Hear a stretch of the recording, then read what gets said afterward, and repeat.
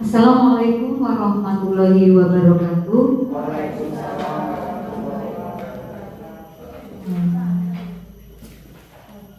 Selamat siang Bapak Ibu Guru dan salam sejahtera. Terima kasih telah memenuhi undangan saya sebagai kepala sekolah untuk hadir di kegiatan sosialisasi budaya positif di lingkungan sekolah yang nantinya akan dibawakan oleh calon guru penggerak ya, oleh Pak Giramsah SPD. Beliau di sini akan memberikan sosialisasi kepada kita teman sejawatnya ya. Alhamdulillah, bersyukurillah hari ini kita dalam keadaan sehat walafiat. Tidak ada yang dalam keadaan sakit ya. Alhamdulillah, di suasana yang agak mendung ini kita bertemu di sini ya untuk kegiatan yang dilaksanakan ini di di kegiatan ini sosialisasi Pak ya, budaya positif di lingkungan sekolah. Saya berharap Bapak Ibu dapat mengikutinya dengan baik sampai kegiatan ini selesai, karena budaya positif di sekolah itu sangat penting untuk dilakukan, ya Pak ya. Karena di sini saya membaca sekilas tadi, budaya positif di sekolah itu adalah nilai-nilai, keyakinan dan kebiasaan di sekolah yang berpihak kepada murid untuk berkembang. Nah, mewujudkan budaya positif ini harus guru sentranya, benar Pak ya? Jadi guru sentranya. Jadi namanya juga budaya, berarti kebiasaan yang akan berulang-ulang secara konsisten. Kalau secara pemikiran saya ya, jadi kebiasaan berbudaya. Jadi sudah kita laksanakan.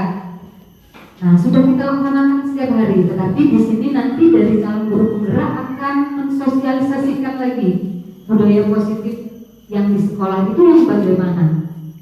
Saya mohon kegiatan ini diikuti dari awal sampai akhir dengan baik. Jika ada pertanyaan ataupun apa, kita saling belajar di sini Pak ya. Namanya juga belajar teman sejawat. Siapa tahu dari ilmu ini kita bisa mengembangkan di sekolah kita dulu. Namanya juga budaya positif pasti yang berbau kebaikan untuk pendidikan di SD Negeri 6 ini. Jadi saya serahkan nanti kepada Pak Aam untuk memberikan sosialisasi budaya positif di sekolah. Terima kasih, semoga teman-teman mengikuti sampai selesai. Saya akhiri wabillahi taufiq wal hidayah. Wassalamualaikum warahmatullahi wabarakatuh.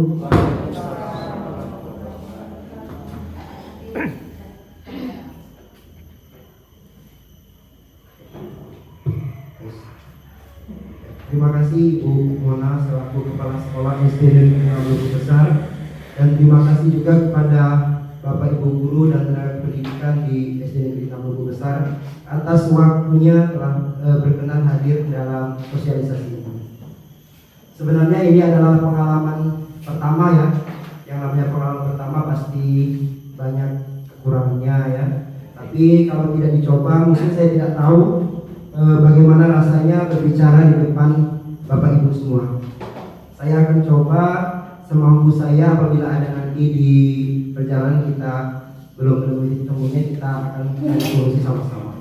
Nah, ada kendala juga. Yang pertama tentang mungkin kendala listrik ya. Tadi saya sudah siapkan PPT-nya, sudah saya share di WA grup sekolah. Bapak Ibu bisa melihat melalui handphone masing-masing. Itu di sana ada PDF-nya, sudah saya share tadi, bisa dibaca-baca sambil saya presentasi Bapak Ibu ya. Kita sama-sama berjalan. Saya presentasinya karena ini tidak ada proyektor, jadi membaca di laptop. Bapak Ibu bisa melihat di WA masing-masing. Sudah masuk belum Bapak Ibu? Sudah ya. Mohon dibaca, dibaca. ini adalah sebetulnya rangkaian dari program calon guru penggerak. Itu ada di modul 1.4 itu adalah sosialisasi budaya positif ya. Itu jadi harus disosialisasikan, namanya sosialisasi. Jadi mau tidak mau seorang calon guru penggerak harus mensosialisasikannya. Ini budaya positif ini sudah saya sosialisasikan kepada murid di kelas dan sudah dilaksanakan juga. Tapi selanjutnya ini tinggal kepada Bapak Ibu rekan guru di SD Negeri 6. Saya bergabung di CGP angkatan 6 Bapak Ibu ya. Adapun berikutnya nomor 2. Di sini ada pertanyaan bagi yang sudah buka di WA ya. Di situ ada 3 pertanyaan, setuju dan tidak setuju. Nah, nanti Bapak Ibu cuma menjawab setuju atau tidak setuju saja, tidak perlu panjang dan lebar ya. Pertanyaan pertama, hukuman dapat mendisiplinkan anak. Kira-kira menurut Bapak Ibu itu setuju atau tidak dengan ada hukuman itu bisa mendisiplinkan anak? Boleh berpendapat Bapak Ibu? Setuju atau tidak kalau hukuman itu bisa mendisiplinkan anak? Setuju. Kalau yang lain? Ya. Pak Asep, setuju tidak? Ya. Tidak setuju. Oke. Ini tidak ada benar salah ya, cuma pendapat. Setuju dan tidak setuju. Alasannya nanti kita akan bahas. Oke. Pertanyaan kedua, pemberian hukuman dengan hal positif seperti membaca atau membersihkan halaman sekolah dapat meningkatkan disiplin anak. Setuju atau tidak Bapak Ibu? Setuju ya. Jadi dengan hukuman itu bisa meningkatkan disiplin ya. Oke. Yang nomor 3, memberi penghargaan dapat meningkatkan motivasi belajar siswa. Setuju tidak? Setuju. Jadi Bapak Ibu rata-rata jawabannya setuju semua ya dengan 3 pertanyaan tadi ya. Jadi Bapak Ibu terima kasih sudah berpendapat ya. Kita akan melanjutkan materi berikutnya yaitu topik kita hari ini. Yang pertama, disiplin positif dan nilai-nilai kebijakan universal. Yang kedua, teori motivasi, hukuman, penghargaan dan restitusi. Yang ketiga, keyakinan kelas.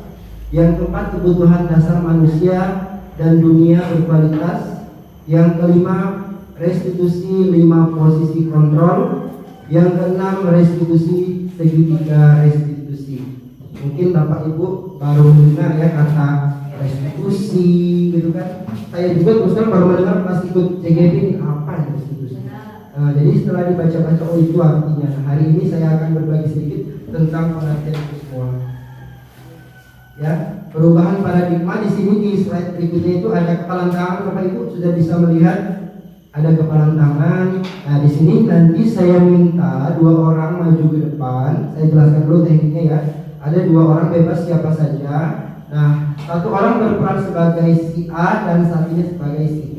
Nah, nanti yang si A itu menuliskan satu tulisan itu, bisa 1 kata atau 1 huruf, bisa nomor apa bebas yang berharga menurut Bapak Ibu. Apakah itu pen ATM mungkin ya? Yang berharga bebas apa saja sih, tidak dibatasi. Nanti yang si B-nya itu mencoba merayu untuk melihat apa yang ditulis di tangan si A. Ya, ingat merayunya sebebas mungkin ya, sampai waktu masih ada. Bisa dengan mengkritik ya, bisa dengan membujuk, berpantun, bebas. Yang penting gimana caranya si B ini bisa merayu si A untuk memperlihatkan apa yang ditulis di tangan si A itu. Ya, itu hak si A ya, mau membukanya atau tidak itu terserah si A. Kita tidak bisa ini ya maksudnya. Oke, siapa Bapak Ibu 2 orang yang bersedia membantu maju ke depan yang untuk bermain ini ya? Sebenarnya ini masih ice breaking ya. Ayo Bapak Ibu bebas, mau bapak sama ibu boleh biar seru ya. Mau bapak sama bapak boleh ya, ibu sama ibu boleh. Ayo Bapak Ibu, mungkin langsung saya tunjuk ya kalau tidak. Siapa yang bisa? Pak Ar maju 1. Yang keduanya saya minta yang bisa merayu. Pak Efri lah ya. Oke, Pak Ar berperan si A ya. Pak Efri apa sih biasa? Maju Efri.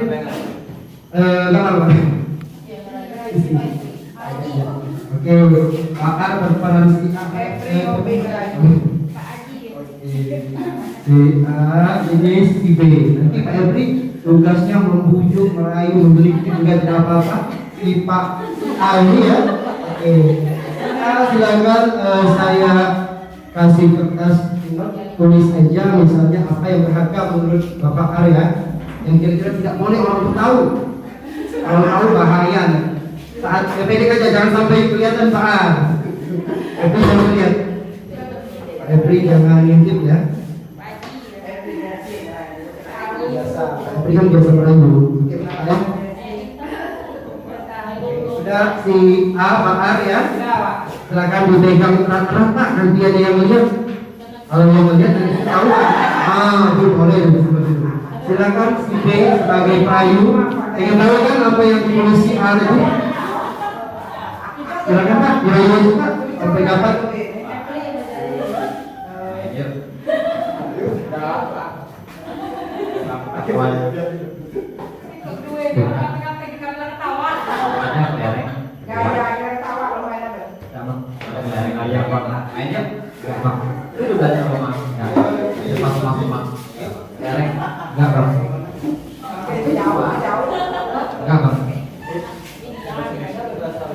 Bahasa Indonesia apa? Kita budayakan bahasa Indonesia. Apa bang? Itu orang yang kertas bang, terima. Apa sih ya? Kawan. Nekat mak, boleh boleh. Coba dipaksa Pak, dipaksa mungkin dengan dipaksa dapat tuh. Oh, coba. Apa? Apa? Nembak nih, apa? Dirayu nggak mempan tuh ya? Aku ada kue. Berapa bang? Ada kue, boleh bang. Masih usaha. Oke. Ayo yang dimuat lagi usahanya Pak. Apa? Ada permen, ada kue. Kue aja bang. Kue. Apa ada bang? Ada kue. Apa? Boleh. Ada bungkus saja.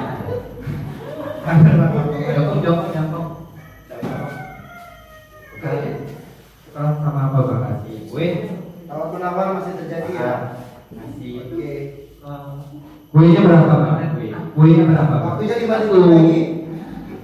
Kuenya berapa bang? Lalu dulu bang, mau bang? Ya, dua. Ada dua. Yo, ambil dulu bang. Yang ulang. Ya. Tuker ya. Ya, yang oren-oren itu ya. Boleh ya. Boleh bang. Oke.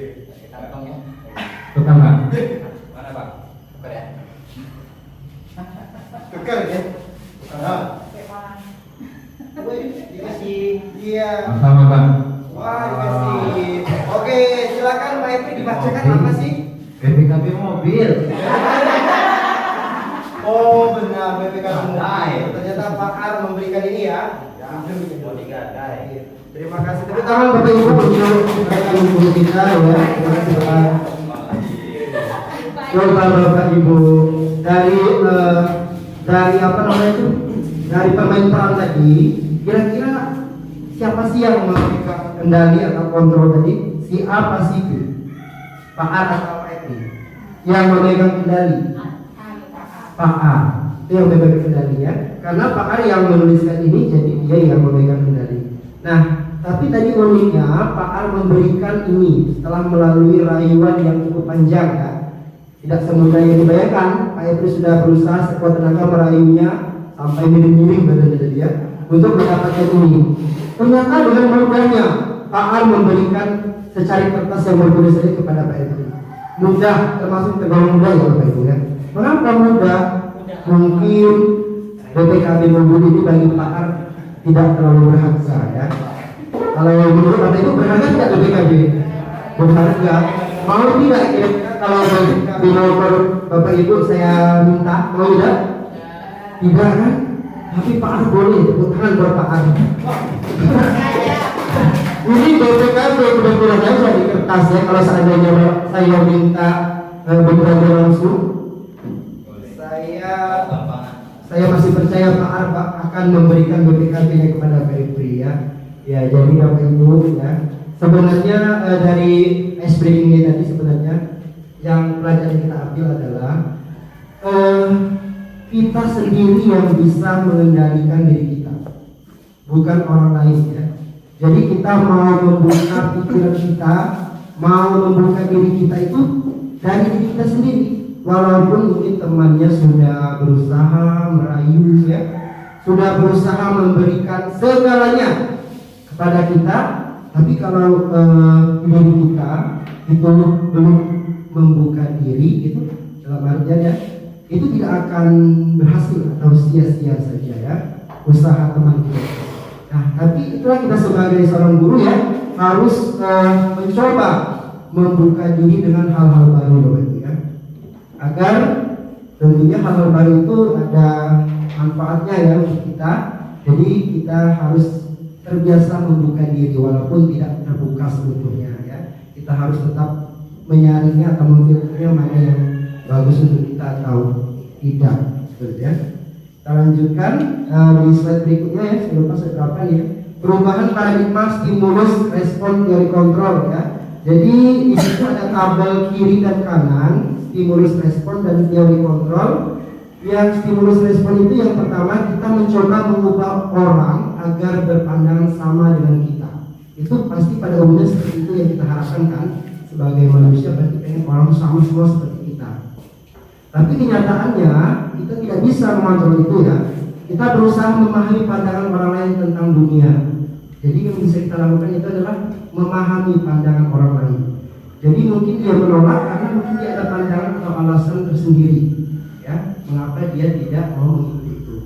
Lalu perilaku buruk dilihat sebagai suatu kesalahan. Jadi selama ini saya yakin dan percaya bahwa yang di mata kita buruk itu pasti adalah kesalahan ya. Tidak jauh-jauh saya sadar kalau melihat orang yang melakukan sesuatu kesalahan pasti buruk ya. Tapi teori kontrolnya semua perilaku memiliki tujuan. Jadi kita jangan menjudge di awal bahwa sesuatu yang dilakukan itu buruk ya, tanpa tahu sebab atau penyebab dia melakukan itu. Jadi kita harus tahu dulu. Lalu orang lain bisa mengontrol saya. Ternyata tidak. Yang bisa mengontrol kita hanya kita sendiri, hanya diri kita sendiri. Walaupun itu sebagai keluarga kita, orang tua kita saja ya yang paling dekat dengan kita, itu tidak bisa sepenuhnya mengontrol anak-anaknya ya. Terus pemaksaan ada pada saat bujukan gagal.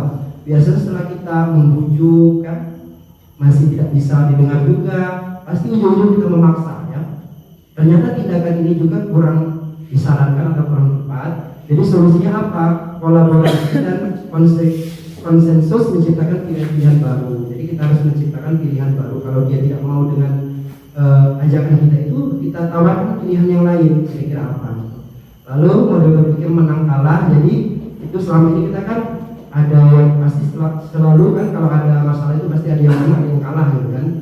Misalnya siswa itu selalu kita anggap kalah gitu dengan kesalahannya. Tapi ternyata salah. Kalau bisa itu harus menang semua ya. Jadi siswa itu merasa tidak disalahkan dan kita sebagai guru telah benar juga atau menang juga berhasil memberikan arahan kepada siswa kita tersebut. Oke, selanjutnya Bapak Ibu, nilai-nilai kebajikan universal ya. Ini sebenarnya sudah ada teorinya dari Dr. William Glasser pada teori kontrol ya. Nilai kebijakan adalah sifat-sifat positif manusia yang merupakan tujuan mulia yang ingin dicapai setiap individu.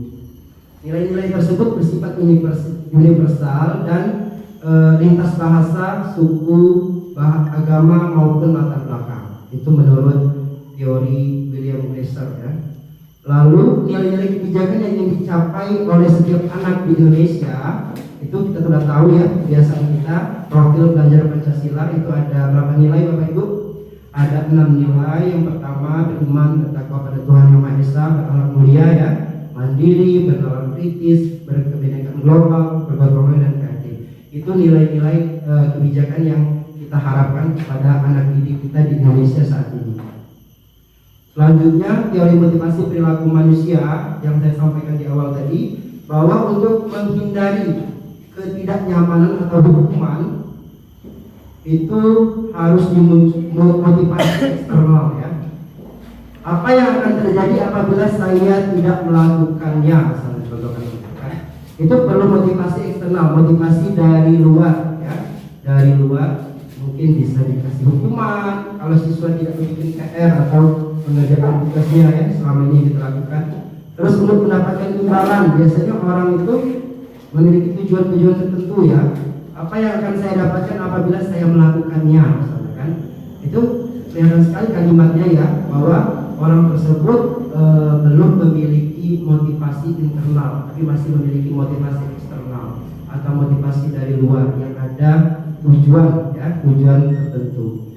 Lalu untuk menghargai diri sendiri, saya akan menjadi orang yang seperti apa apabila saya melakukannya. Nah, ini adalah contoh motivasi internal. Jadi orang-orang yang akan memiliki motivasi internal ini biasanya itu mereka mengesampingkan yang namanya imbalan yang namanya ketidaknyamanan atau hukuman, itu mereka akan mengesampingkan, tapi benar-benar karena mereka motivasi dari mereka sendiri, seperti itu. Jadi motivasi internal. Merdeka menurut Ki Hajar Dewantara, Bapak Ibu. Jadi sekarang kita ini lagi menggalakkan program kurikulum merdeka, walaupun belum semuanya di jenjang SD baru kelas 1 dan 4.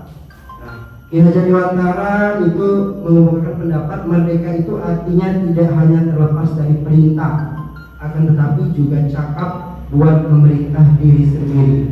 Nah, sebenarnya dari kalimat ini sudah sangat jelas tidak perlu pemikiran yang tinggi karena sebenarnya merdeka itu bukan karena disuruh. Misalnya anak-anak kita ini berbaris yang rapi seperti itu itu masih belum merdeka. Merdeka yang sesungguhnya itu yaitu cakapan yang memerintah diri sendiri. Jadi aku harus baris yang rapi seperti itu, tanpa gurunya bicara seperti itu. Tapi ini memang berat Bapak Ibu sangat berat karena untuk menciptakan kontrol internal itu kesadaran dalam diri itu sangat berat.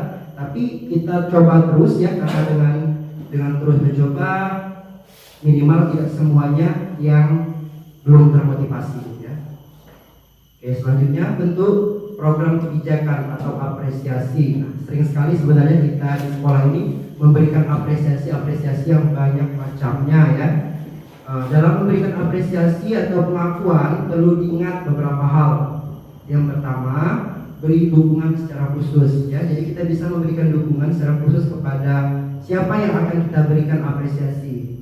Dalam hal ini karena kita sebagai guru itu tentunya dengan siswa-siswanya, dan Bu Mona sebagai kepala sekolah bisa langsung ke guru yang bersangkutan Beri pengakuan secara pribadi dulu. Misalnya ada, kita contoh di kelas dulu ada rekan guru yang berhasil melakukan sesuatu, tidak melulu harus hadiah bisa melakukan pengakuan dulu secara pribadi maksudnya. Mungkin diberikan ucapan itu tentunya kepada siswa sangat penting apalagi anak-anak sudah melakukan hal kecil saja, misalnya dia sudah menghapus papan tulis tanpa diminta.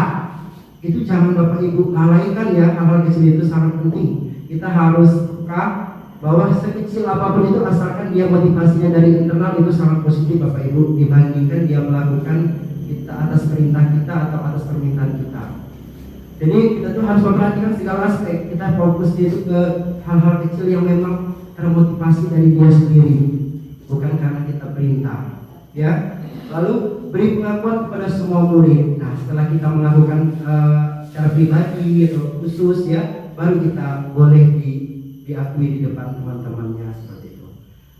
Terus memberi pengakuan itu harus konsisten Bapak Ibu jangan cuma sehari misalnya walaupun tidak siswa itu terus atau tidak Bapak Ibu guru itu terus. Kita harus mengamati tingkah laku semua siswa walaupun tidak harus fokus misalnya kita ngamatin terus tidak sambil berjalan saja. Misalnya ada yang ngeliat sampah misalnya dekat meja ini diambil sendiri itu sudah bagus, bisa kasih tahu dulu dengan pribadi dulu Lalu fokus pada proses. Jadi yang paling penting dari semuanya adalah proses. Tadi yang saya bilang bahwa untuk menciptakan kesadaran internal itu bukanlah hal yang sangat mudah mungkin lebih mudah kita memerintah daripada menciptakan kesadaran eksternal Jadi kita harus proses yang panjang, konsisten dan terus menerus mengingatkan dan melaksanakan hal-hal yang positif itu Lalu contoh pengakuan apresiasi kebijakan ini ada contohnya Bapak Ibu. Misalnya kita di kelas kita ada siswa misalnya kemarin saya perhatikan kita sebagai guru rasa empatimu besar sekali pada saat menolong murid baru di kelas kita. Itu sesuaikan aja Misalnya ada siswa baru biasanya kan ada temannya mungkin langsung empati, mengajak dia duduk sebelahan seperti itu Jadi kita bisa langsung memberikan pujian langsung kepada murid yang bersangkutan. Lalu saya menghargai kepedulianmu pada saat kamu membantu teman-temanmu di tugas kelompok. Nah, ini juga bisa nih kita laksanakan ketika saat kerja kelompok. Biasanya kan ada tuh individu-individu atau siswa kita yang kerjanya sendiri atau tidak mengajak teman-temannya mungkin ya, karena dipikir dia memperlambat sebagainya kan. Nah ketika dia melakukan hal positif itu tanpa kita suruh, biasa kita sering kan nyuruh kan, anak-anak coba ajak teman-temannya itu, teman-temannya diskusi, jangan sendiri kan, sering itu, saya juga sering ya. Tapi ketika dia tanpa kita suruh tapi telah melakukan itu adalah motivasi internal dia Bapak Ibu. Jadi kita harus apresiasi dengan hal-hal yang saya sampaikan tadi ya. Lalu terima kasih untuk rasa tanggung jawab pada saat kamu memungut kertas-kertas yang berserakan di lantai. Ini tadi hal kecil-kecil tadi Bapak Ibu ya. Satu saja dia melakukan motivasi itu tanpa kita suruh ya. Sebenarnya kita sudah berhasil untuk menciptakan budaya positif di kelas kita. Ya, satu kecil aja. Tidak usah yang harusnya hapus halaman, itu berat ya. Tapi kita harus memberikan apresiasi tadi secara sederhana ya, langsung kepada anak. Jika hal tersebut terus-menerus dilakukan, nah bolehlah kita kasih tahu kepada teman-teman yang lain agar yang lain itu merasa termotivasi juga ya, termotivasi juga. Tadi saya di kelas ada kejadian baru benar ya. Ketua kelas 5 itu menegur teman-temannya ketika jam istirahat main di kelas, padahal sudah ada keyakinan kelas bahwa ketika jam istirahat itu mainnya di luar ya, yang di dalam kelas kecuali ambil minum atau ambil uang seperti itu. Tiba-tiba ada yang main di kelas, ditegur dia teman-teman yang lain tidak memperhatikan, menghiraukan. Jadi kesal, dia nangis, lalu lapor kepada saya mau mengundurkan diri. Saya itu agak sentuh kalau mendengar siswa yang termotivasi seperti itu. Namanya Zian ya. Sambil nangis Bapak Ibu. Sehingga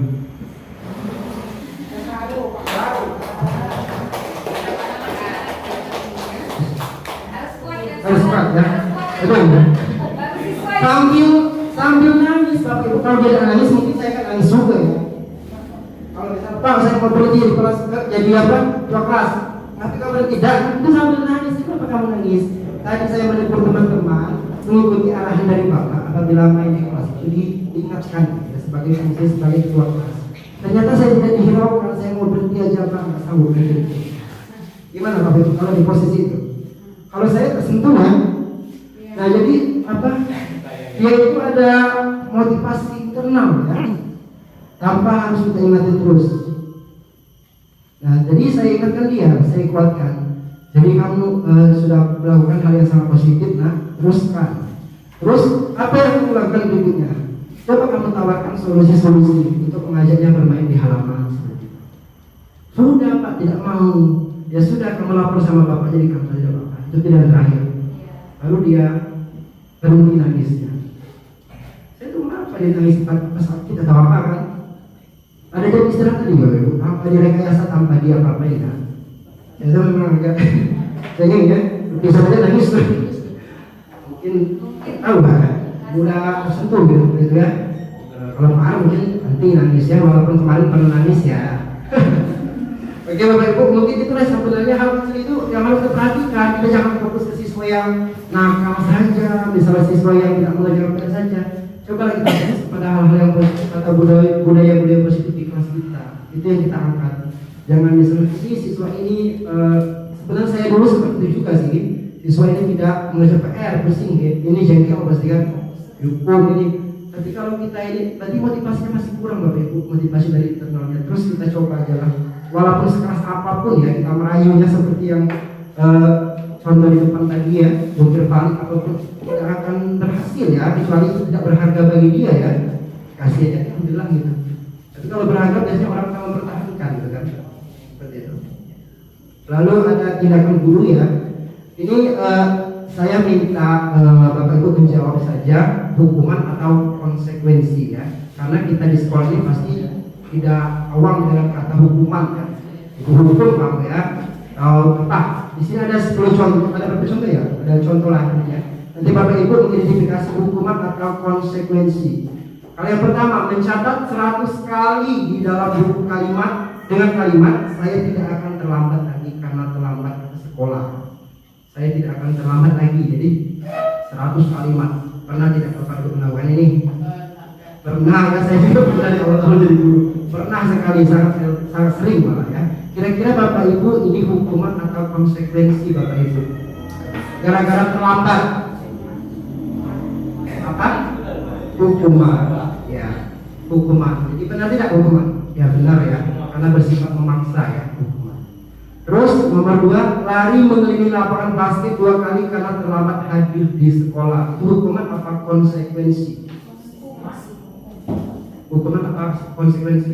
Kalau berlari di halaman, kamu terlambat lari 10 kali misalnya. Apa itu? Apa Pak? Konsekuensi ya. Oke, ada yang hukuman, ada yang konsekuensi ya. Oke, tidak apa-apa. Nah, ternyata Bapak Ibu kalau lari di lapangan basket 2 kali ini dihukum lari lah. Itu hukuman Bapak Ibu ya. Iya, karena tidak tercatat di sekolah misalnya kalau terlambat lari 10 kali, kita yang menciptakan sendiri kan. Misal 100 kali sampai pingsan anaknya.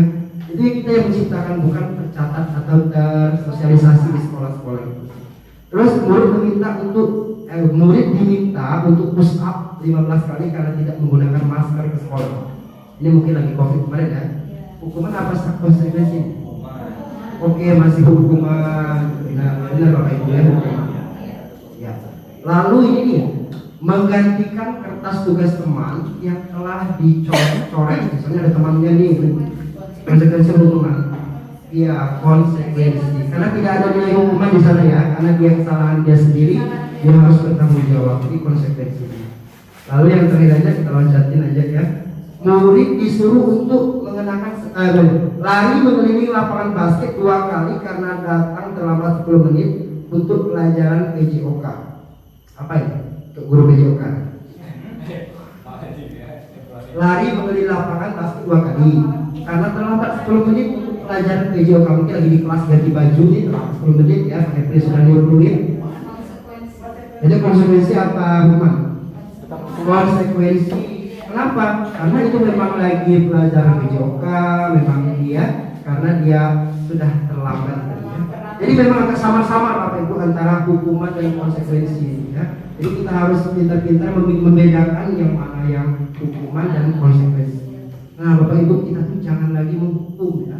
Sangat-sangat dilarang, walaupun berat ya, terutama guru-guru SMP SMA itu curhatan mereka kalau udah dihukum gimana ini murid mau jadi apa gitu kan.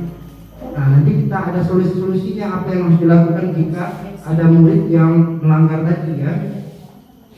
Nah terus ada hukuman. Hukuman itu sesuatu yang menyakitkan ya, harus terjadi. Jadi maksudnya dilarang karena menyakitkan Bapak Ibu. Ya kita secara tidak sadari ya, hari 10 kali Kak. Terus push up misalnya, atau apa ya misalnya, atau nulis 100 kali misalnya, itu menyakitkan Bapak Ibu bagi anak sebenarnya ya. Jadi apa yang kita lakukan, sesuatu harus, kalau konsekuensinya itu sesuatu harus terjadi ya. Lalu membuat anak sakit fisik maupun hatinya, itu hukuman Bapak Ibu ya. Benar sekali ya. Anak membenci disiplin ujung-ujungnya. Mereka akan tambah, makanya kan sering terdengar tambah pengawal, tambah ini kan ketika ada hukuman ya lalu yang mengikat gitu ya. Terus mendorong anak menyakiti diri sendiri, banyak sekali dampak negatifnya ya, konsep diri yang buruk ya.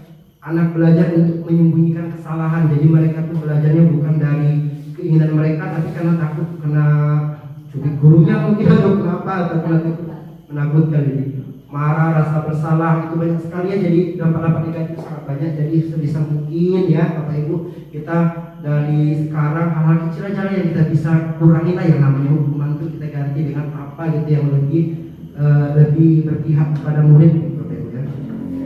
Nah ada solusinya. Jadi hukuman dan konsekuensi itu bukan pilihan terbaik sebenarnya. Hukuman sangat-sangat tidak disarankan. Konsekuensi itu adalah tengah-tengah Bapak Ibu ya. Jadi bisa dianggap bersalah juga bisa tidak. Tapi ada pilihan yang lebih penting, itu restitusi. Apa tuh? Pernah dengar kan? Pernah dengar kan? Ya tidak, kita tahu di slide sudah ada Ibu ya. Saya juga baru dengar sekali restitusi. Kalau saya cuma tahu hukuman, konsekuensi ya, kalau apa kita bisa dikatakan maksudnya. Ternyata ada solusi, tidak tahu siapa yang saya mungkin ini dari kementerian yang menggalinya, ini dari orang barat ya yang menciptakan itu ya, Gosen 2004 ya. Restitusi adalah proses menciptakan kondisi bagi murid untuk memperbaiki kesalahan mereka sehingga mereka bisa kembali pada kelompok mereka dengan karakter yang lebih kuat. Karakter ya, yang harus garis bawah ini. Restitusi juga merupakan proses kolaboratif yang mengajarkan murid untuk mencari solusi untuk masalah mereka dan membantu murid berpikir tentang orang seperti apa yang mereka inginkan menjadi tujuan mulia dan bagaimana mereka harus memperlakukan orang lain. Nah, ini restitusi itu ternyata lebih tinggi dari konsekuensi.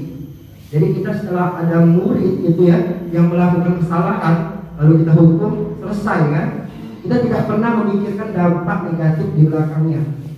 Ya, ini sudah dari tahun berapa yang melakukan hukuman atau konsekuensi, dampak negatif sudah sangat berkelanjutan dan sangat lama ya pada anak itu. Nah, jadi hukum belum terlambat, kita coba lagi ya, itu menggunakan restitusi Bapak Ibu. Jadi restitusi kita ini dulu selesaikan dulu masalahnya, lalu kita tempa lagi anak itu menjadi pribadi yang lebih kuat Bapak Ibu. Jadi jangan setelah dihukum selesai lepas.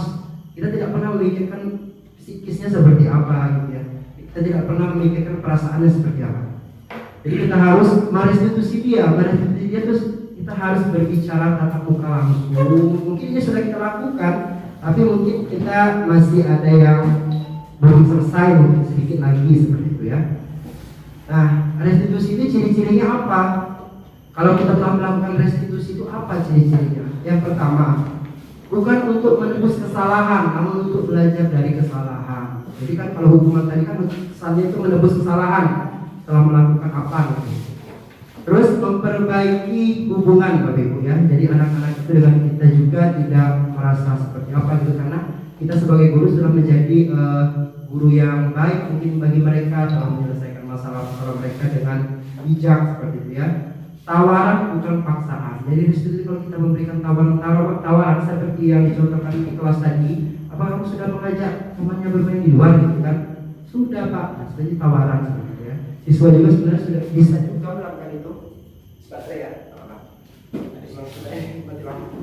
Jadi kita bisa melakukan hal itu Bapak Ibu ya. Restitusi mencari kebutuhan dasar yang mendasari tindakan. Jadi ada kebutuhan dasar anak itu yang harus dipenuhi. Makanya kita perlu adakan restitusi, jangan hanya sebatas konsekuensi dan hukuman saja. Lalu restitusi itu fokus pada karakter, bukan tindakan. Bukan berarti dia setelah dihukum itu tidak akan mengulangi lagi ya. Tapi kalau dengan restitusi ini kita lebih percaya setelah di restitusi itu anak itu akan memiliki karakter yang lebih kuat setelah dia kembali dari misalnya dari masalah itu ya. Terus fokus pada solusi ya, ini yang paling penting, harus fokus pada solusi. Jangan, jadi hukuman itu tidak menyelesaikan persoalan Bapak Ibu ya. Bukan berarti dengan setelah dihukum itu persoalan sudah selesai ya. Terus mengembalikan murid yang berbuat salah pada kelompoknya, ini yang paling penting. Biar tidak terulang lagi. Makanya sering kita tuh anak itu lagi ya. Mungkin kita belum melakukan restitusi kepada dia ya. Memang setiap orang berbeda-beda yang menangkap restitusi itu. Ada yang sekali bilang langsung cepat ya, tapi ada juga yang perlu berulang-ulang Bapak Ibu. Jadi jangan lelah-lelah ya kita melakukan restitusi pada murid kita yang memiliki masalah di kelas seperti itu. Nah, untuk mengatasi permasalahan-permasalahan ini ada solusi juga sebenarnya, yaitu keyakinan kelas. Keyakinan kelas ini, mengapa harus keyakinan kelas ya? Mengapa tidak peraturan kelas? Karena lebih tegas peraturan kelas. Jadi yang melanggar hukum ya lebih ini ternyata tidak berhasil Bapak Ibu ya, masih melanggar. Jadi harus keyakinan kelas. Jadi keyakinan kelas itu memiliki peraturan harus menggunakan. Contohnya ya, ketika kita berkendara nih, kita bermotor, Bapak Ibu saya tanya, ketika bermotor itu pakai helm itu takut kena tilang atau karena pengen melindungi kepalanya dari benturan? Dua-duanya.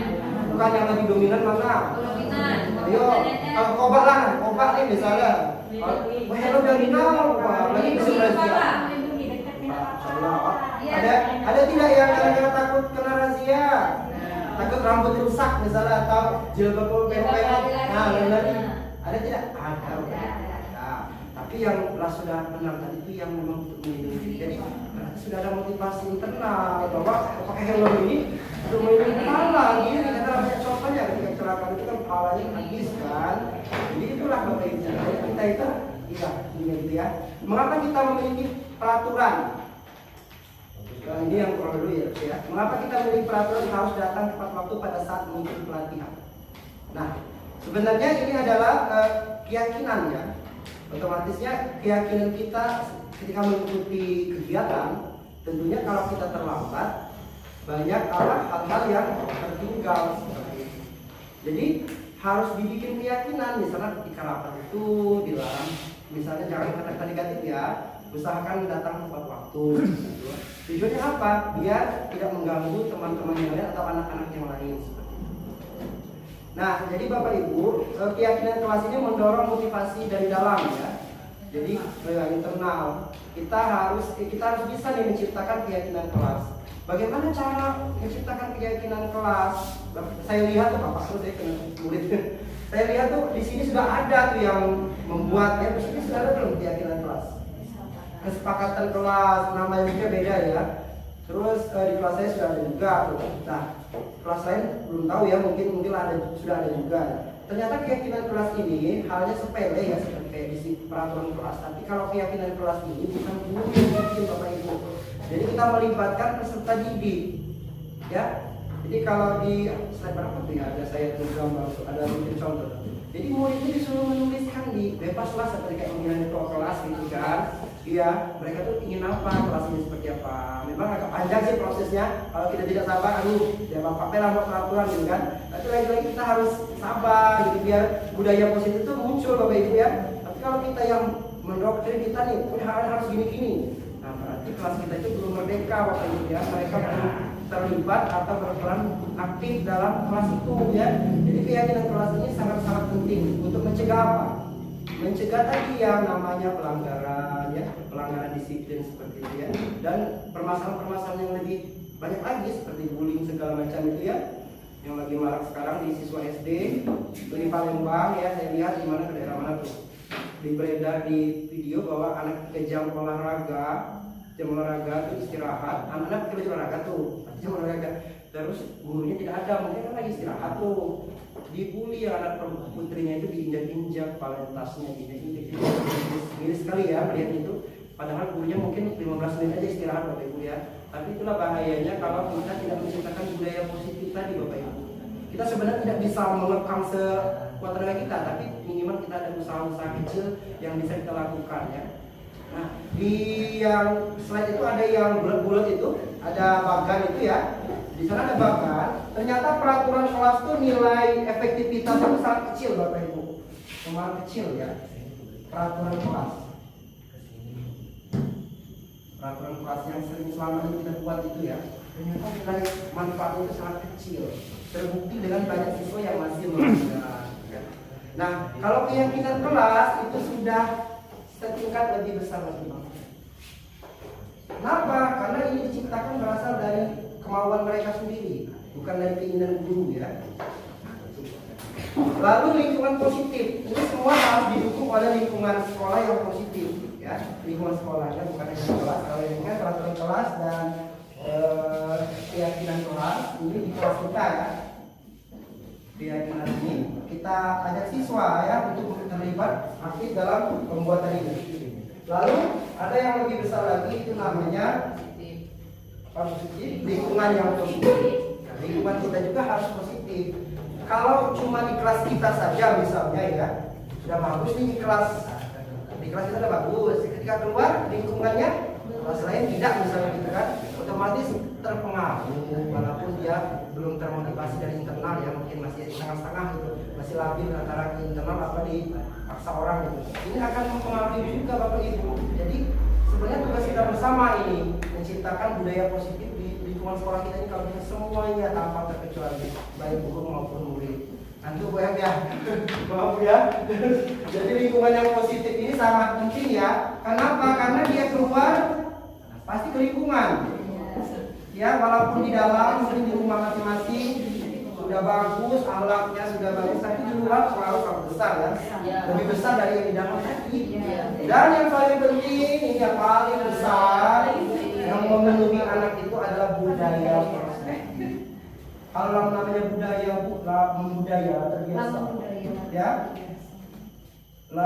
malu gitu kan kalau kita mau melakukan kesalahan sudah malu, sudah sadar, jadi sudah termotivasi. Nah, jadi semua hal sebenarnya bukan karena disiplin belajar saja, bukan berbuat segala macam, itu juga harus ditumbuhkan dari intrinsik ya, dari dalam diri masing-masing. Bagaimana Bapak Ibu, berat ya tugas kita ya. Tapi kita bisa memulainya sekarang dengan keyakinan kelas tadi yang sudah ada, mungkin kita rumuskan lagi. Bagaimana Pak cara membuat keyakinan kelas? Misalnya bukan berarti saya sudah bagus ya Bapak Ibu, saya tidak pernah bilang saya itu bagus, masih terus belajar ya, melihat orang salah, ternyata kayak gini. Ternyata setelah saya pelajari membuat keyakinan kelas itu yang selain melibatkan murid ya. Nah Pak gimana nih? Nanti ada pertanyaan ya, Bapak Ibu menanyakan. Jadi kita juga harus membatasi anak-anak itu dengan kalimat-kalimat positif ya. Jadi cara membuat keyakinan kelas itu misalnya menggunakan kalimat negatif ya, tidak berkelahi, tidak kan, tidak itu positif atau negatif? Kalau menurut saya negatif, tidak kan, dan lebih ke peraturan ya, bukan keyakinan. Tidak mencontoh saat ulangan. Kira-kira apa nih kalimat yang positifnya? Kalau misalnya tidak mencontoh misalnya. Atau tidak berkelahi lah, sering berkelahi ya siswa kita nih. Dikit-dikit berkelahi, itu berkelahi. Apalagi kira-kira kalimat positif yang bisa kita rumuskan? Sebenarnya ini juga berhubungan dengan Bu Mona juga nanti kan kita di kelas kan. Bu Mona menciptakan budaya positif di sekolah. Sama-sama kita libatkan Bu Mona ya, kita di murid kita. Itu menciptakan satu aja dulu merumuskan misalnya untuk siswa ya. Tidak berkelahi, kira-kira apalah kalimat positifnya yang bisa kita ganti gitu? Saling, kadang-kadang kalau positif kita bagus kan, apa misalnya? Kan peraturannya tidak berkelahi, ya kan? Itu kan peraturan ya, bukan keyakinan. Saling bekerja sama, apalagi Bapak Ibu, misal biar positif itu auranya juga. Halo Pak, tidak boleh Pak? Tidak.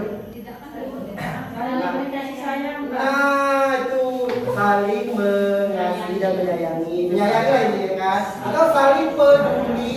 Nah, sebenarnya peduli dengan sesama gitu kan, itu lebih jauh lebih positif Bapak Ibu dibandingkan tidak berkelahi. Saling asah, saling asih, Nah saling asih apa Pak saya? asah, asih, asuh. Nah tuh lebih bagus lagi, lebih dalam lagi tuh ya. Tapi kalau untuk anak-anak mungkin agak-agak berat Pak. Kan harus kita yang kasih. Nah, kalau Bu Mona nanti bisa tuh ya untuk budaya di guru-guru kita. Tapi kalau untuk siswa yang jangan panjang-panjang Bapak Ibu, yang sudah dipahami dan bersifat positif. Jangan gunakan kata tidak. Karena kita seolah melarang semua, tidak boleh gale kalau anak kan, ibu tidak boleh gale kan ini. Negatif ya Pak. Semangat Bapak Ibu ya. Kita sama-sama menciptakan budaya positif. Gak usah banyak-banyak, 4 aja lah kebanyakan loh. Asalkan memang dilaksanakan secara terus-menerus ya.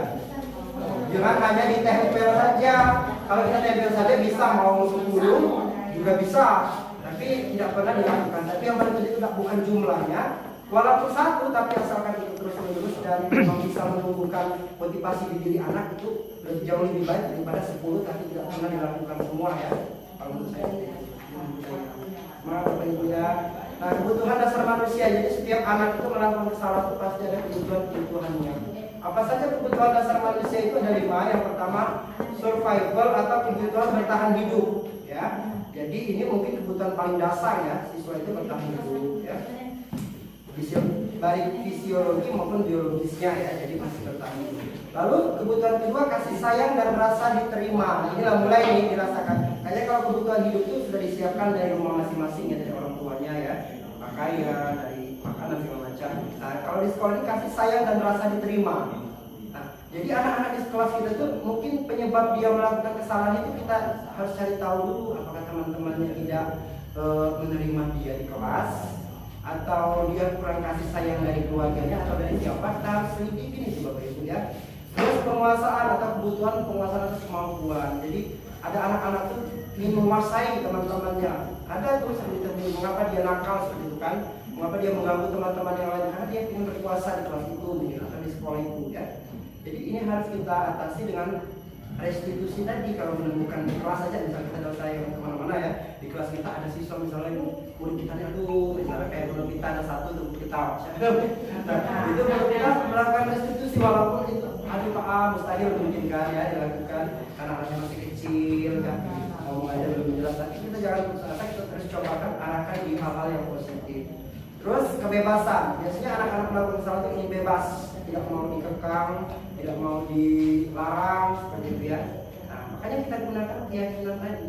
Keyakinan ini dari kalian, bukan dari bapak yang melarang ya, tapi keyakinan itu dari kita bersama. Kita kembalikan ke keyakinan tadi kalau dia melakukan kesalahan. Lalu kesenangan, murid juga mencari kesenangan juga ya. Mereka tuh ada yang senang tuh ketika berhasil mengganggu temannya. Dia merasa senang ketika membuat gurunya menangis mungkin kan. Dia merasa senang ketika gurunya teriak-teriak kalau ngajar itu kan. Itu macam-macam tanpa kita sadari, kita tidak tahu isi kepala dia. Dia senang kayak nyuruh ibu ini marah-marah terus tiap hari gitu ya. Jadi harus kita carikan solusinya biar hal-hal ini tidak terjadi. Itu kebutuhan dasar manusia betul ya. Lanjut ke berikutnya. Di slide berikutnya Bapak Ibu ada iya, Gus sudah baca Pak Ustaz. Posisi kontrol itu ada 5 ya, jangan salah ucap Bapak Ibu ya. Kontrol. Apa Bapak Ibu? Kontrol. Nah, tegas, jangan samar-samar. Nanti ada yang healing ya. Lalu untuk posisi ini ada 5 macam. Yang pertama tadi penghukum, katanya penghukum selama Terus yang kedua membuat orang merasa bersalah. Kita bahas dulu yang penghukum ya. Iya, kalau kita menghukum menghadik, kami ini nakal, kami ini bandel, itu menghukum yang menghadik langsung. Terus ada juga yang kedua agak halus sedikit, membuat orang merasa bersalah. Misalnya berceramah dan mengatakan seharusnya ibu kecewa, itu kecewa sekali sama kamu. Itu sebenarnya baru membuat orang merasa bersalah ya, belum melakukan posisi kontrol yang kita gunakan itu. Kita kan sebagai guru kalau ada murid yang bermasalah pasti kita carikan solusinya kan. Kami ini sudah sering nakal sebenarnya kan, itu kan nanti kita masih menghukum ya. Kalau membuat orang merasa bersalah, bapak kecewa misalnya sama kamu yang sudah terus melakukan kesalahan ini misalnya seperti ya. Lalu ada juga yang memposisikan diri gurunya itu sebagai teman. Biasanya sering terjadi di sekolah-sekolah SMA ya, SMP itu ya. Kalau kita sebagai guru aja itu dilawan dia mungkin ya, jadi harus memposisikan sebagai teman. Ya, membuat alasan-alasan muridnya. Ayolah lakukan demi ibu, misalnya. Ayolah lakukan demi bapak nih. Kamu nanti bapak kena marah kepala sekolah. Sekali itu sebenarnya lemah ya. Kamu menurut saya, ayo nak, jangan berisik nanti ibu kena marah kepala sekolah. Kalau kita di posisi itu, sepertinya ya, kalau di SD sih masih bisa mungkin ya. Kalau di posisi SMP, SMA habis kita ya. Kalau posisi kita sebagai guru kita mengeluarkan kata-kata itu. Ayolah nak, kerjakanlah misalnya nanti ibu kena tutup kepala sekolah loh misalnya. Kalau kalian berisik di kelas, nah itu kan kira-kira merasa apa? Kita berperan sebagai teman anak-anak itu ya, bukan sebagai guru kontrol. Terus pemantau nih, ada yang pemantau yang cuma mengamati saja, menghitung, bisa menilai. Kita tanpa berbicara, dia ini akal, budaya disiplin dia C misalnya kan, itu kan cuma pemantau. Nah, lalu yang terakhir manajer. Nah, yang manajer ini yang mengajukan pertanyaan-pertanyaan apa yang kita yakini misalnya seperti itu. Ini yang paling menurut saya yang paling tepat dilakukan oleh seorang guru itu adalah posisi kontrol sebagai manajer. Jadi semuanya mencakup ya, sehingga posisi kita sebagai guru itu benar-benar dibutuhkan, benar-benar kuat posisinya ya. Tidak ada celah untuk murid itu untuk menginjak-injak harga diri kita sebagai guru. Pernah juga kan terjadi di beberapa media sosial itu guru-guru yang terutama di SMA yang tidak dihargai muridnya ya. Mungkin itu tadi karena mungkin gurunya bukan berperan sebagai manajer di kelas itu. Kalau kita manajer itu semuanya kita atur kan, semuanya kita tahu. Tidak ada sisi lemah celah sedikit pun murid itu mau menyalahkan kita gitu kan. Bukan berarti kita egois ya, tapi dalam hal yang benar-benar kita yang positif seperti itu. Jadi kalau ada guru misalnya tuh di muridnya melawan seperti misalnya tidur di SMA ya, SMP SMA itu gurunya mungkin harus mencoba karakter baru ya, posisi kontrolnya itu yang baru. Ya bukan berarti dengan kekerasan juga ya. Lalu ada segitiga restitusi apabila murid kita bermasalah tadi Bapak Ibu ya. Kita bisa melakukan 3 kegiatan. Yang pertama, kita menstabilkan identitas anak itu. Misalnya ada murid berkelahi, jangan langsung kita pukul, kita tapuk, kita ngapain ya. kita stabilkan dulu ya, dia tuh lagi bersalah tuh posisinya. Kita stabilkan dulu, kita panggil dulu ya. Lalu kita validasi dulu ya, validasi kebutuhannya.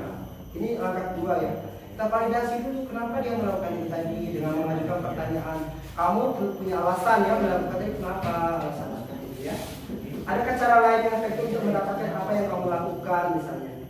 Misalnya dia melakukannya tadi karena iseng saja, misalnya jahil. Ada tidak cara lain agar hal itu tidak terjadi? Jadi kita lakukan tahapan-tahapan, jadi jangan langsung kita menghukum ya.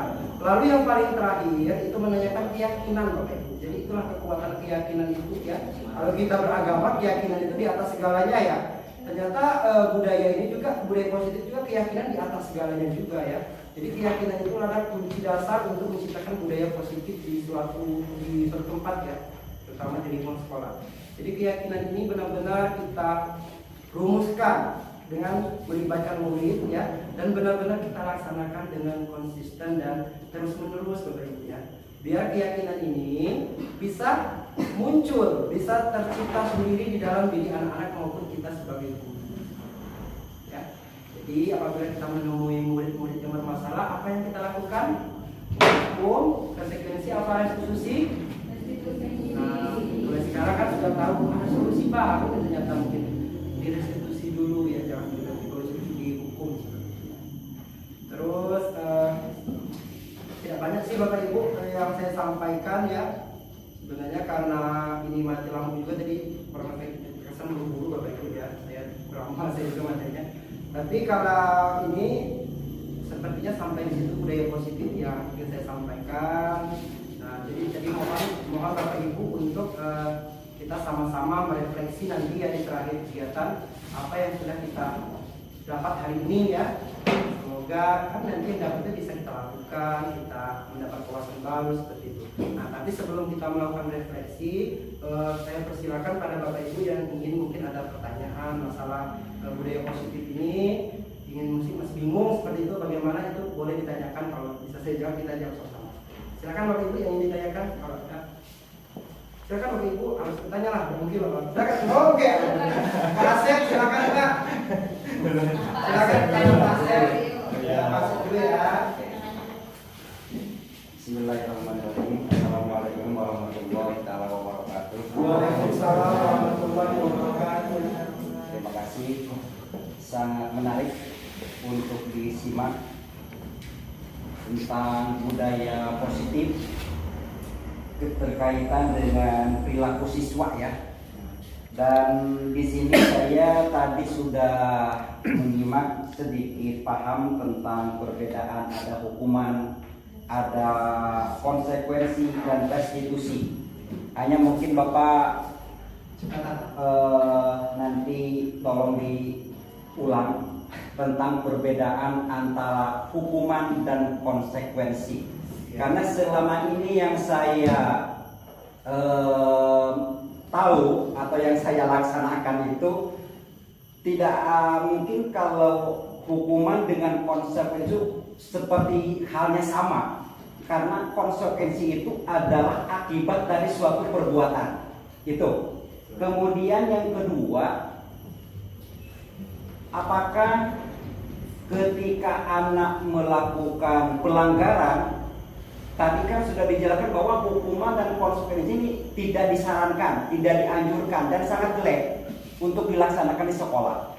Nah, apakah ketika anak melakukan sebuah kesalahan atau yang melanggar tata tertib, misalnya guru memberikan tugas anak untuk membaca di perpustakaan sebagai akibat dari perilaku tadi, atau anak disuruh untuk membersihkan lingkungan, bisa menyapu atau mengepel.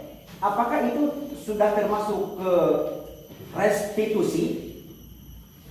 Kemudian itu masuk juga ke sebagai hukuman, karena hukuman tidak boleh tadi kan, atau konsekuensi. Itu yang kedua. Mungkin yang terakhir yang saya boleh? Ya, boleh Pak, boleh. Sama-sama kalau nggak bisa Bapak Ibu ya. Karena ini berkaitan Pak, berkaitan. Kemudian antara peraturan dengan keyakinan tadi itu menarik sekali untuk didalami tentang peraturan di sekolah tata tertib. Mungkin tata tertib itu kan peraturan Pak ya, diganti dengan keyakinan. Hanya yang jadi pertanyaan ini kan wacana atau ilmu dalam guru penggerak ya. Saya tidak tahu guru penggerak ini sejak kapan dilaksanakannya. Apakah sudah ada buktinya bahwa teori ini berhasil? Sekian dan terima kasih. Assalamualaikum warahmatullahi wabarakatuh. Tepuk tangan buat Pak Asep, Bapak Ibu, luar biasa ya. Oke, kita biar tak numpuk ya, kita langsung jawab satu-satu ya. Takutnya nanti kalau dijawab banyak, nambah lagi 3, lumayan 6 ya. Oke Pak Asep, terima kasih atas pertanyaan yang sangat luar biasa Pak ya. Akan saya jawab semampu saya. Mohon maaf apabila jawaban saya mungkin kurang berkenan.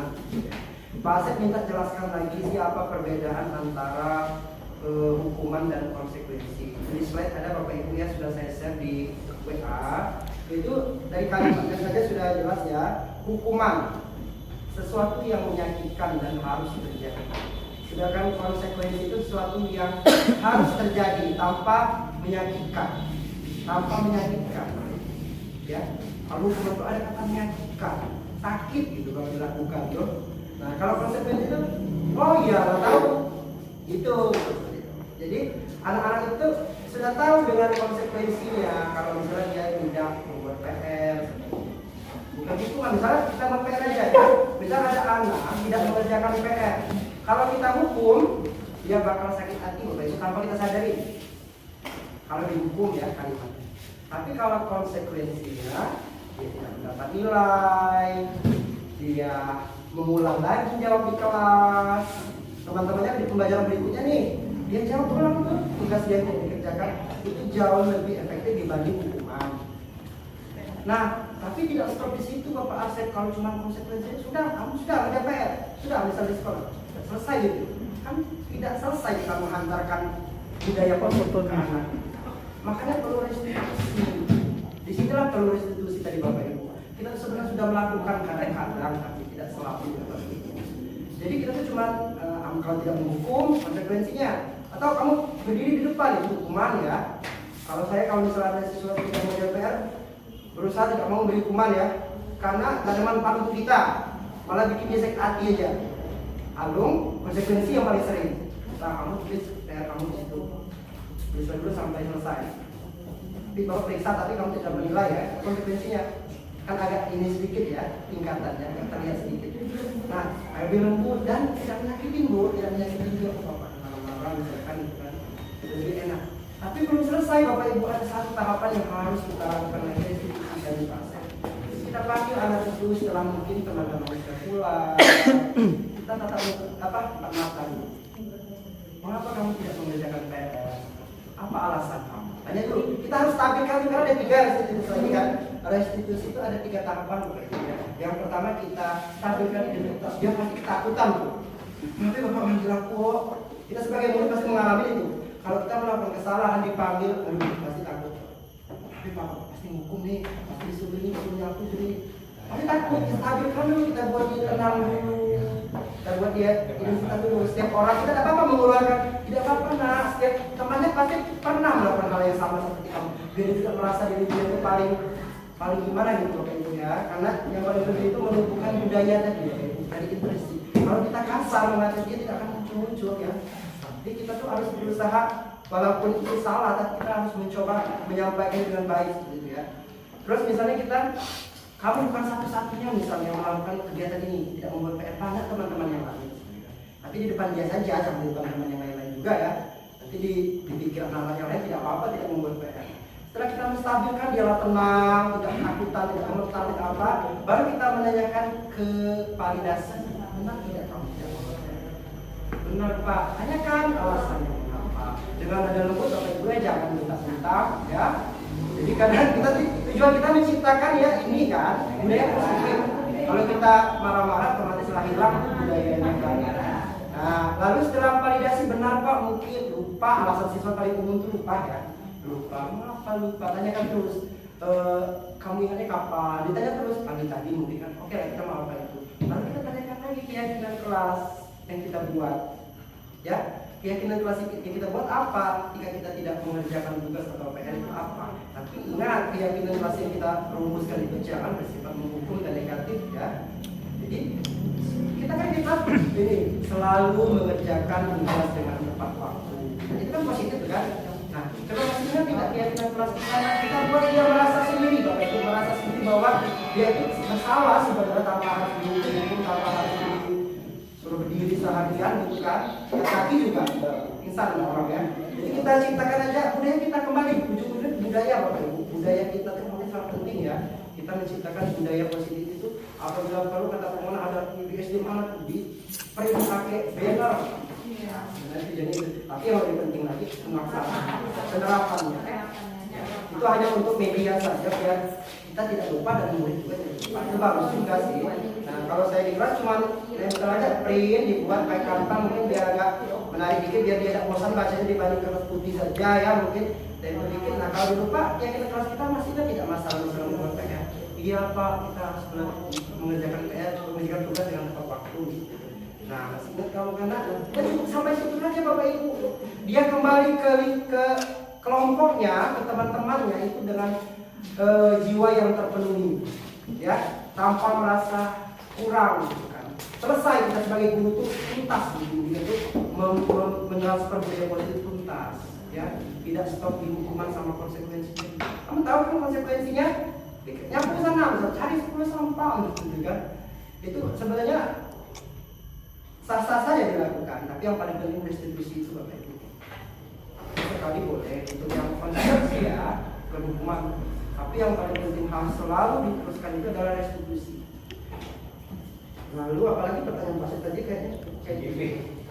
Program anak yang melanggar itu. Iya. Itu kan sudah jawab dari Bu ya. Oh iya. Ya Pak ya. Yang Pak Asep menanyakan apakah keberhasilan program ini gitu sudah berapa tahun ya gitu. Saya jadi gitu ya. Terima kasih Pak Asep ya. Bukan berdiri saya di sini sok-sokan Bapak Ibu ya mohon maaf. Aku tidak kalau menghati Bapak Ibu. Saya tuh tanya sama Mona sama Pak Pu ya saya curhat. Maju mundur maju. Benar dia aku ngomong depan orang. Benar enggak aku mau ajak apa? Sampai hari deadline terakhir Bapak. Saya di grup itu tuh cuma saya sendiri belum. Karena ada pede, malu. Tapi kapan lagi gitu kan? Kalau terjerumus di sini kan kita baru mandi sekalian, ya. Nah jadi Bapak Ibu, saya tuh ini kalau dengan perasaan saya ini demam panggung ya, gemetar, semutan dikit sampai. Kalau lagi saya ini yang luar biasa. Tapi nggak apa-apa kita lewati aja lah, jalan aja ya. Jadi akhirnya saya hanya memberanikan diri dan ternyata kurang didukung oleh situasi. Itulah akibat kalau mulu-mulu menunda. Setelah aku tidak di awal dulu kan, mungkin pelajaran juga mungkin kegiatan berikutnya saya akan lebih ekspeditif melakukannya dibanding dulu kan. Karena kemarin sebenarnya aku menumbuhkan kepercayaan diri dulu Bapak Ibu. Pengalaman pertama bukan di depan murid ya. Sama Pak Guyuban, kalau Pak Guyuban udah tahu ya kalau Pak Guyuban kan bedaan, ada formal-formal. Ini direkam juga lah. Direkam dan harus dikirim dan teman-teman itu tuh melihat semua gitu. Jadi saya itu sangat tidak percaya diri ya. Koreksi materi itu sudah saya berubah dan nanti ujung-ujungnya saya menunda sendiri. Ini akibatnya. Ini pelajaran juga bagi saya. Nah Pak Asep kalau ditanya seberapa berhasilkah program ini ya? Program Guru Penggerak ini mulai berlakunya sudah 2 tahun yang lalu Pak Asep ya. Dan saya juga informasinya baru 1 tahun ke belakang baru tahu terus terang ya. Sosialisasinya cuma sepintas-sepintas ya karena kita tidak mengikuti dan tidak tertarik ya. Ini juga sebenarnya terus terang ada ambil dari Bu Supriyani ya. Kalau misalnya Bu Supriyani tidak ada kuar-kuar misalnya ya sudah diam aja kita tidak mau ngikut apa misalnya. Katakan ayo daftar aja dulu gitu. Sudah daftar gitu kan. Terus ikuti setiap tahapannya. Lulus tahap ini berat-berat nulis S1 nggak murah saja. Banyak itu nulis apa, kali ada kita yang positifnya kita sendiri gini-gini lah hidup kita nih. Jadi tidak ada kelebihan yang akan kita tonjolkan. Tapi setelah belajar sudahlah kita fokus ke apa yang kita ada. Kalau mau mencari kita yang dianggap orang misalnya hebat, kita itu sudah terakhir itu akan iya benar, tidak akan pernah mencoba kita untuk maju dikit lah gitu kan. Jadi Pak Asep kalau tanya keberhasilannya, saya rasa ya ini program ini sangat positif Pak Asep ya. Yang pertama, saya program CGP ini sangat selalu bukan dengan saya yang ikutnya ya, dengan yang membuat program ini. Walaupun tugasnya saya kasih tahu ya, padat merayap, tapi dia tidak merugikan murid. Itu yang paling saya suka. Ya mohon maaf ya, bukan saya menyindir PPG ya. Nah, bukan saya menyindir, mungkin kedepannya bakal dirubah tuh kebijakan PPG itu jangan libur gitu seperti itu. Mungkin pelaksanaan dari sore sampai malam gitu ya. Jadi PGP ini sangat-sangat ini memang tidak pernah kita meninggalkan murid demi CGP gitu. Walaupun game itu juga udah jam 11:30, jadi muridnya posisinya kurang mungkin guru-guru yang ada yang sedikit iya, dan mereka sudah mengatur jadwal sedemikian rupa sehingga tidak ada yang namanya istilah itu murid itu dilalaikan, dilupakan. Karena tujuan kegiatan ini untuk murid. Kalau sedangkan pelaksana tidak sesuai, otomatis kan gimana lah tanggapan. Jadi itu sangat saya. Iya, jadi saya sangat gimana gitu berfokus kepada murid yang sudah membaca ya. Jadi ini positifnya Pak Asep. Kalau ditanya sudah berhasil belum? Saya tidak bisa memulai di sekolah orang lain ya.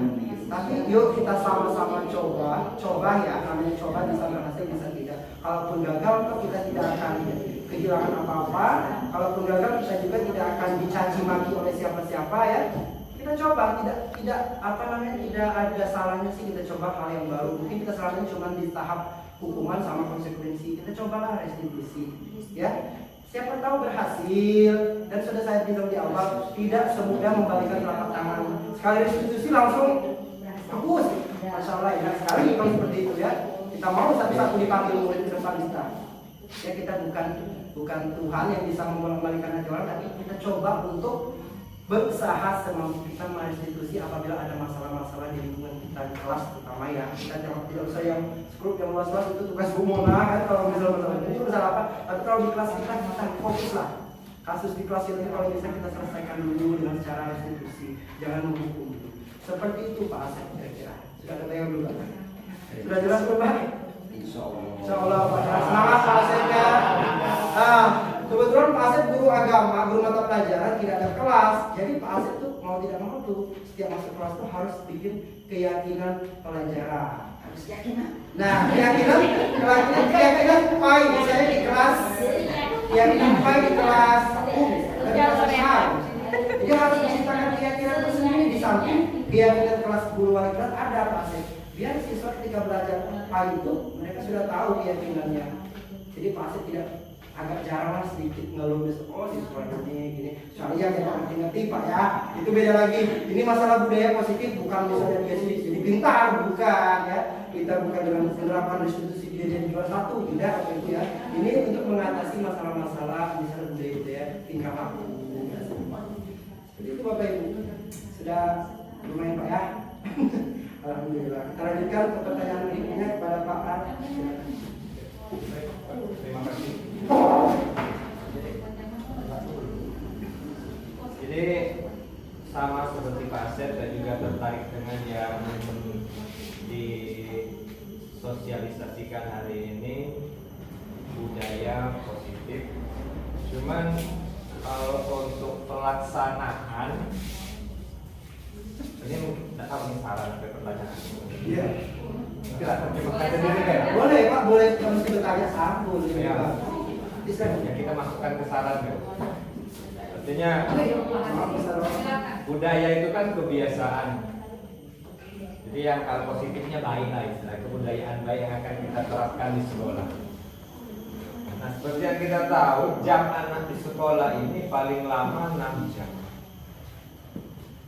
Sisanya anak-anak lebih banyak di rumah dengan budaya orang tua atau budaya keluarga. Lingkungan rumah. Jadi kadang kala itu terkendala kita itu. Terkendalanya antara satu aja misalkan oke lah kalau keyakinan kelas di kelas 3A itu bertanggung jawab untuk piket setelah pulang sekolah. Tapi pada kenyataannya anak keluar, orang tua langsung nyebut, langsung break. Jadi bukannya pesimis dengan budaya positif, tapi kadangkala artinya kalau untuk ruang lingkup kita sekolah untuk yang lebih besar, artinya kita juga mengundang juga guru, orang tua. Artinya disiplin yang akan kita disiplin positif, budaya positif yang akan kita perkenalkan di kelas kita ngundang orang tua. Jadi ada korelasinya kita sebagai guru, ada yang sebagai anak, ada juga yang sebagai orang tua. Jadi dia sampai kayak segitiga restitusi. Segitiga restitusi.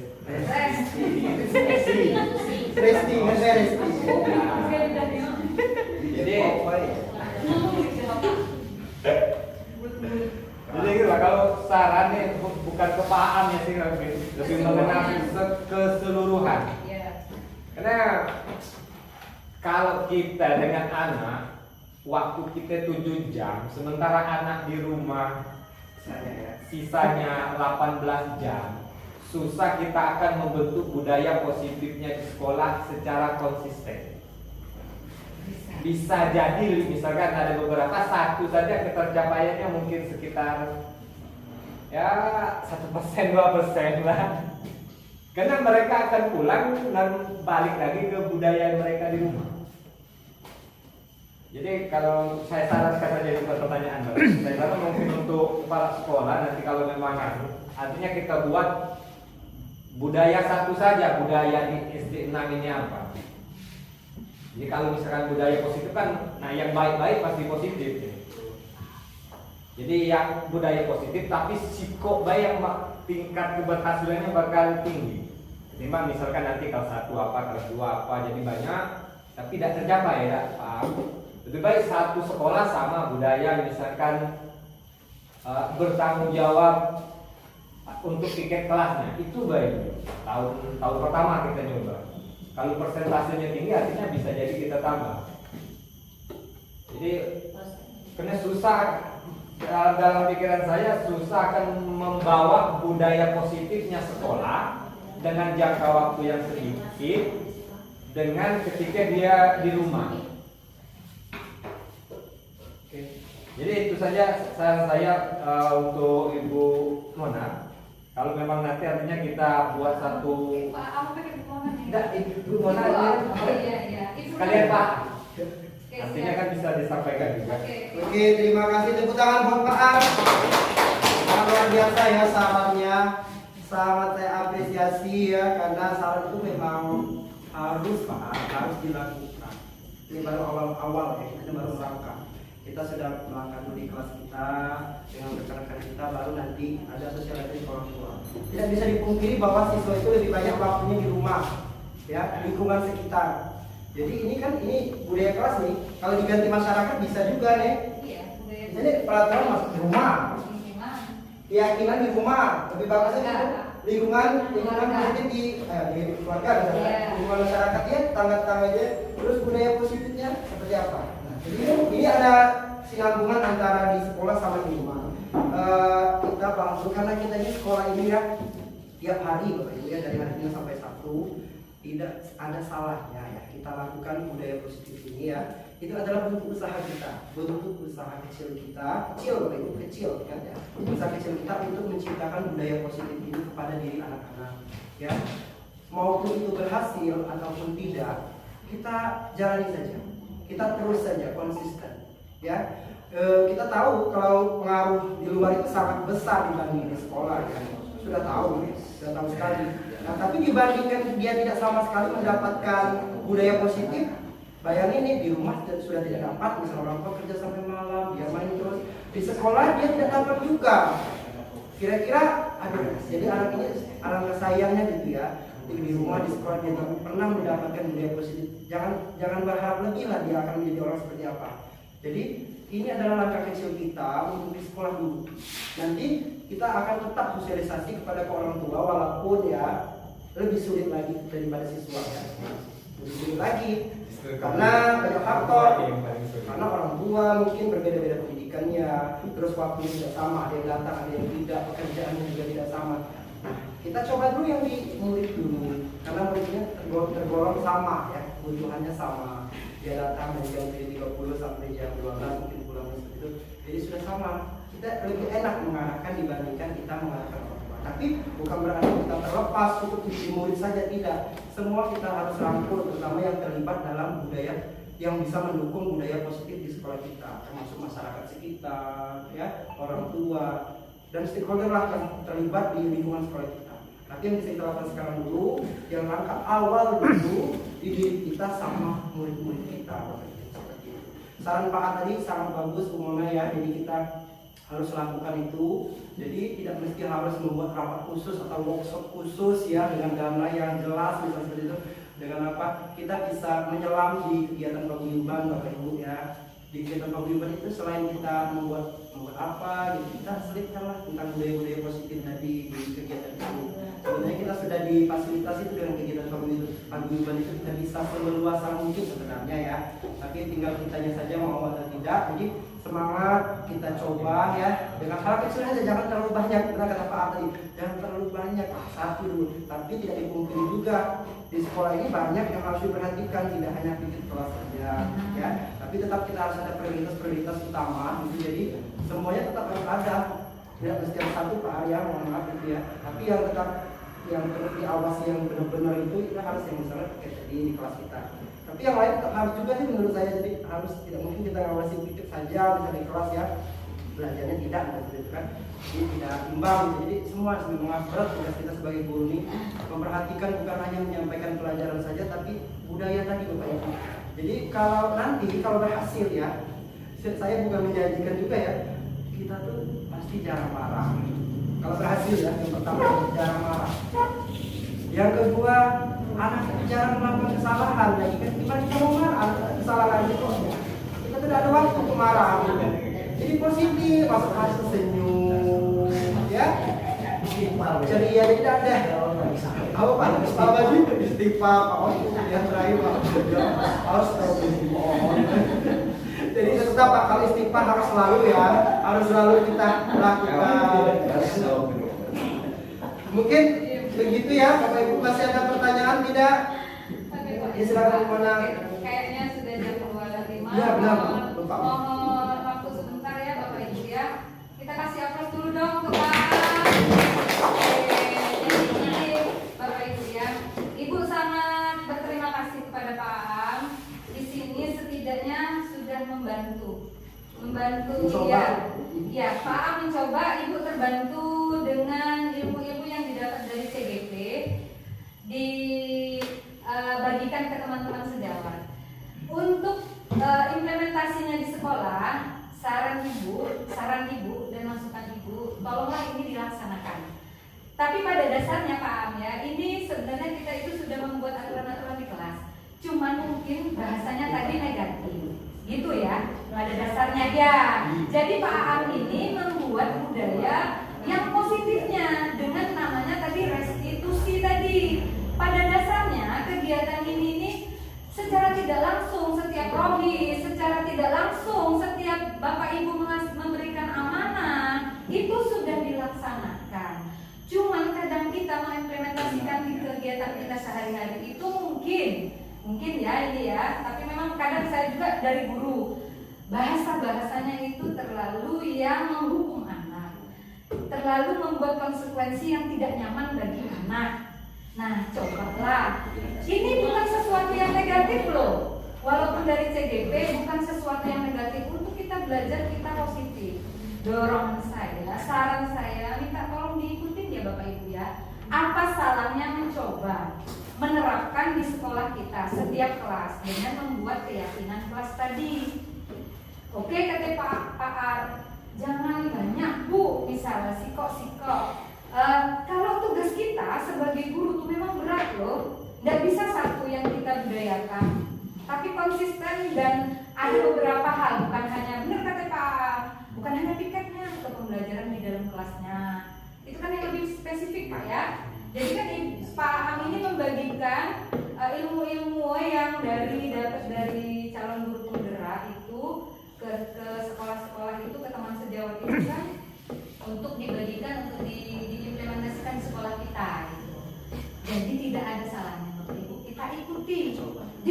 mencoba, benar kata Pak Am.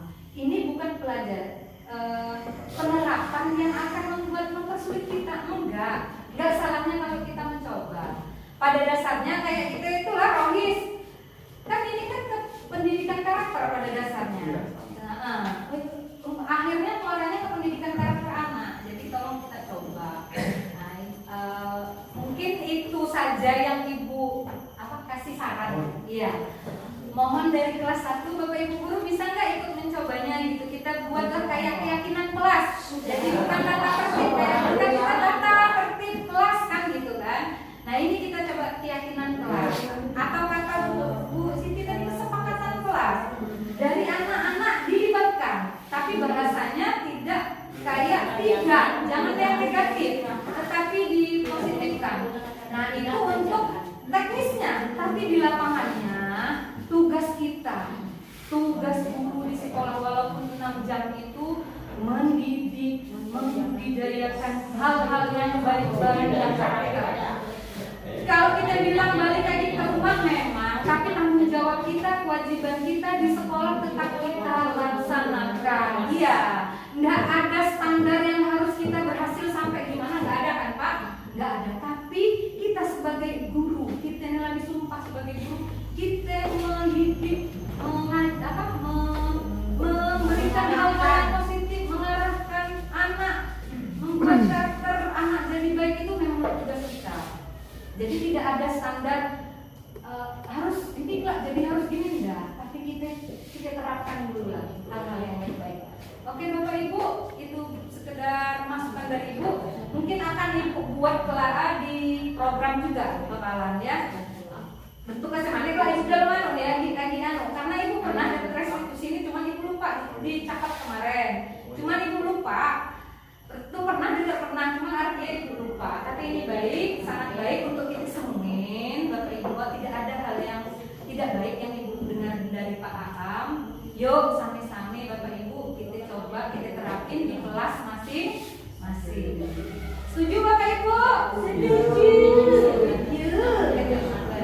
Pak Ar, setuju tidak Pak Ar? Loh, tidak akan tidak ada yang memaksakan. Ya, kalau Ibu mengajak tidak salah Ibu kan, karena Ibu sebagai kepala sekolah. Oke, loh, belum bisa diterima karena dia. Oke, terima kasih Bapak Ibu, terima kasih Pak Aam. Semoga ini baru kesinambungan dan berkelanjutan. Semua hal-hal yang kita yang baik-baik kita ikutin lah Bapak Ibu. Program pemerintah ini masih untuk mencerdaskan anak bangsa dan memperbaiki karakter anak. Jadi ini bagus bagi Ibu karena kita lost learningnya 2 tahun loh. Yang Pak Abadi sering ngomongin setelah amanah Bapak Ibu guru, anak-anak gitu kan, pesan kan pada dasar pesan-pesan positif kan ke anak-anak kan, karakter kan, itulah yang pada dasar yang memang kita nak siapkan. Akademis, ada ilmu baru ilmu mulai ilmu ada ilmu baru ilmu itulah yang kita kejar kan. Kalau anak-anak kita Ibu tuh mau lulusan sini loh, jadi ya setidak bukan tetap cuman ya dalam karakter baik gitu kan. Tidak ada yang muluk-muluk nggak sih? Tidak ada yang muluk-muluk. Selain sisi prestasi. Oke, terima kasih Pak. Waktunya mungkin teman-teman beristirahat Pak. Lah lebih dari 1 jam 20 menit. Ya. Kasih aku lagi Pak. Terima kasih Pak. Assalamualaikum warahmatullahi wabarakatuh. Perkenalkan, saya Yuanita Mona Lisa SPDSD, Kepala Sekolah Dasar Negeri 6 Lubuk Besar. Di sini saya akan menceritakan dan memberi tanggapan tentang sosialisasi kegiatan budaya positif di sekolah yang dibawakan oleh guru saya, calon guru penggerak angkatan 6 oleh Bapak Hiramsah SPDSD. Budaya positif di sekolah adalah nilai-nilai, keyakinan, dan kebiasaan-kebiasaan di sekolah yang berpihak pada murid. Yang dapat mewujudkan budaya positif ini adalah peran serta seorang guru yang menjadi sentralnya. budaya positif di sekolah, diantaranya seperti tata tertib sekolah, kebersihan, nilai-nilai kejujuran, nilai-nilai religius, kepedulian, sifat toleransi, dan sifat nasionalisme. Terima kasih saya ucapkan kepada Bapak Hiramsa yang sudah memberikan materi tentang budaya positif di sekolah dan memotivasi seluruh guru dan tenaga kependidikan yang ada di SD Negeri 6 Lubuk Besar. Akhir kata, saya akhiri wabillahi taufiq wal hidayah. Wassalamualaikum warahmatullahi wabarakatuh.